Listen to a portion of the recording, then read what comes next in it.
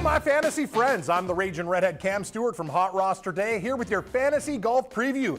This week's event is easily one of the biggest in golf, a tournament with a tradition like no other that always seems to get the best out of the players, and quite honestly, it doesn't get any bigger than the Masters. This year's first major is upon us from Augusta National, and with plenty of intrigue in this year's field as well. I'm here to give you my 3 favorite golfers of the week. Let's dig in. Last year's Masters featured one of the biggest collapses we've ever seen at Augusta National. Holding a 5-shot lead on the back 9, the defending champ Jordan Spieth did the unthinkable.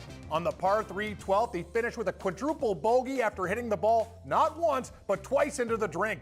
That hole alone inevitably cost him another green jacket. But I also think his collapse has made people forget just how good he's been at Augusta. In 3 appearances at the Masters, Spieth has never finished worse than second. He shot under par in 8 of 12 career rounds at Augusta, and he owns the lowest score in Masters history at 18 under par with Tiger Woods. Now, I know some might be quick to point out Spieth's recent struggles. He failed to make it out of the group play at the match play and missed the cut in Houston, but there's no doubt that Spieth has a special feel for this course and it fits his game beautifully.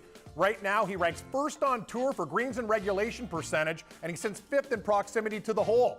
Add that his ability to make those long-range putts, plus his incredible track record at Augusta, and it's hard not to love Spieth this week. I think he gets it done, nabbing his second career green jacket. If there was ever a time that a Masters rookie was capable of taking the crown, it might be this year, thanks to the young Spaniard Jon Rahm.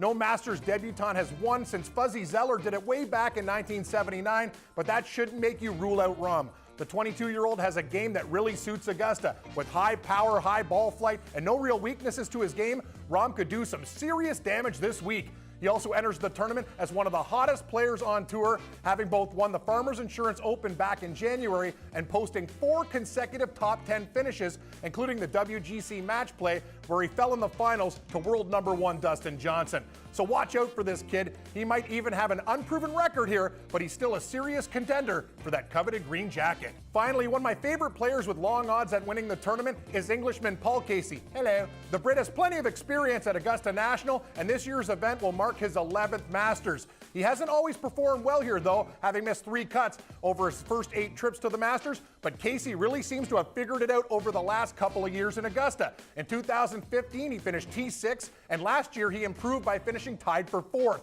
Now, Casey isn't without some concerns. His putting is a bit of a question mark, man. He can run cold, which is part of the reason why he just has 1 top 10 to his name and 10 stroke play events in 2017. But he did fare well at the WGC match play, making the round of 16. He's also only missed 1 cut this season.